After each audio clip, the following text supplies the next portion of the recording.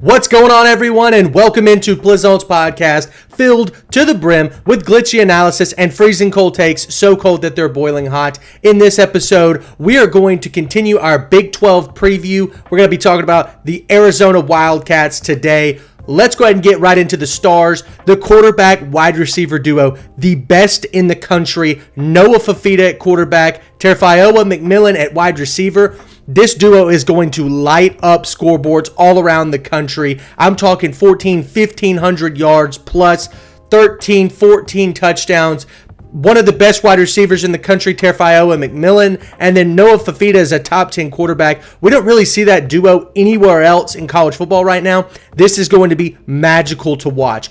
And then on the defensive end, we've got Jacob Manu, the linebacker. He had 105 tackles last year. That's off the charts for a team like Arizona. If we could see more of that this season, maybe we have Arizona playing just as well as they did last season. Then on the defensive back group, we've got Tacario Davis. I think that he's really good. He was the DB1 last year. Going to be more of the same this year. And I'm actually going to mention him again in just a little bit. But let's go ahead and talk about quite a few storylines. First one, Jedd Fisch leaves Arizona and goes to Washington. So Kalen DeBoer leaves Washington to take the Alabama job, and then Jedd Fisch is now replacing him. I don't necessarily blame him. It's not a bad move. It's definitely a step up in the world, especially now that Washington is in the Big Ten and getting those Big Ten TV dollars. You're going to get better recruiting. You're going to be more competitive in the transfer portal, and therefore, you're going to have more competitive football teams. However, Arizona has a chance to do something that you wouldn't necessarily suspect, and that's dominate their football conference.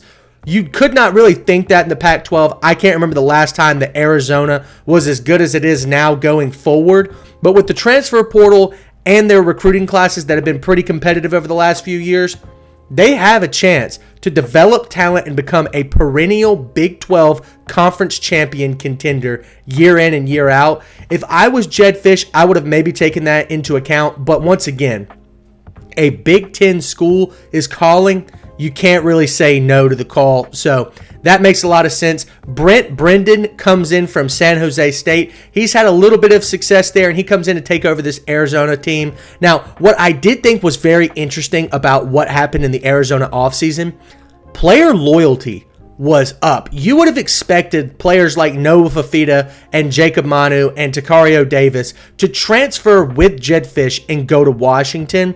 But you didn't see that happen. The star players of this team stayed with Arizona. They're buying in. And that's what I really like to see in college football. Players loyal to their school, potentially also loyal to NIL dollars, but the loyalty there meant a lot to me. Now, Jedd Fisch has got some rebuilding to do. And then after this season, Brent Brendan is going to have some major rebuilding to do with this Arizona team. But let's go ahead and get into the key losses and additions and then talk about the record prediction. The losses side of things, Jordan Morgan, offensive tackle, one of the best in college football last year, gets drafted to the Packers. We've got Ephesians Prysock. He was a starting corner last year who left the team to go with Jedd Fisch to Washington. One of the only main contributors to do so. And then you have Jacob Cowing. Now, a lot of people don't want to mention, somebody in a video like this, like Jacob Cowing, but he had 800 yards of receiving last year, 5th round draft pick this season. I thought it was a really impressive year for him, and that's a big loss to this Arizona offense. Now, on the additions side of things, you got Ja'Cory Krosky-Merritt, a running back from the portal from New Mexico. Now, originally, this guy's from Montgomery, Alabama, and played for his hometown university, Alabama State, for 4 years, goes to New Mexico for 1 year. He's a 1,000-yard rusher, and now he comes to Arizona, and I expect more of the same. There's a lot of promise there, and I can really appreciate this transfer. Then on the defensive side of things, Trey Smith comes with Brent Brendan, along with quite a few other San Jose State players. He was the leading edge rusher last year for San Jose State, led the team in sacks. I expect that we're going to see him get to the quarterback, maybe not as many times, but with this Arizona team, if their offense gets to clicking and the opposing team's offense is forced to throw, then I could definitely see Trey Smith being able to tee off on an offensive tackle and get to the quarterback. So that's a key addition for me.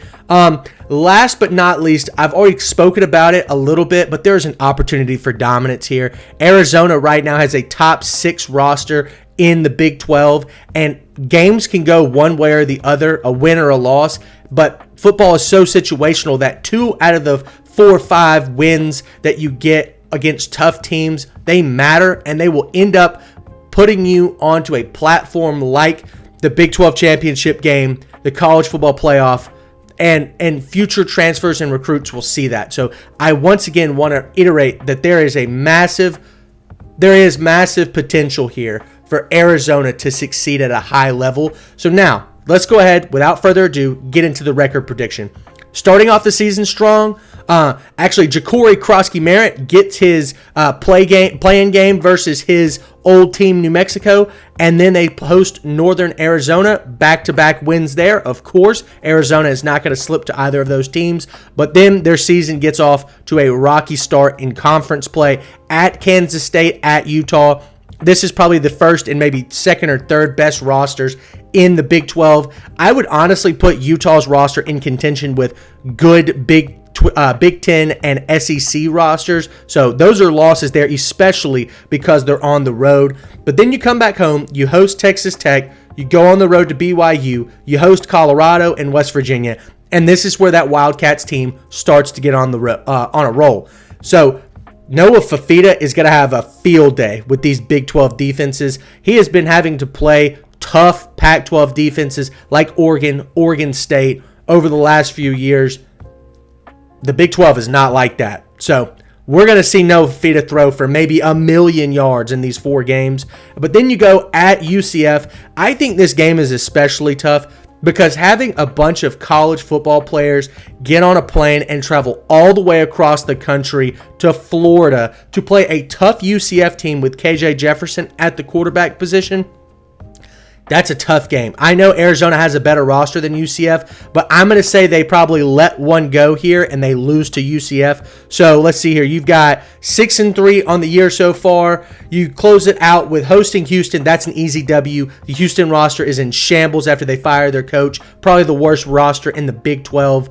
That's a win at TCU. Very similar to this UCF team. Sneaky good this year. I think 6-6 for them, but hosting Arizona at home, I think they get the best of the Wildcats. That's a loss. And then at home versus Arizona State, I covered Arizona State in the last video.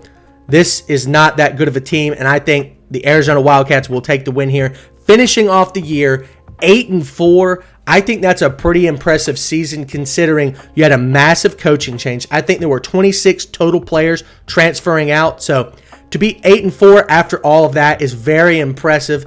I think that they've got a tough road schedule, but if they can win, like versus a Kansas State or a Utah, we could be talking 9-3, potentially 10-2 here, and that's good enough for me to contend for a Big 12 championship spot and potentially a college football playoff spot. So that's going to do it for Arizona. Stick with us next time. We're going to talk about BYU. Thanks again so much for tuning in, and we'll see you next time.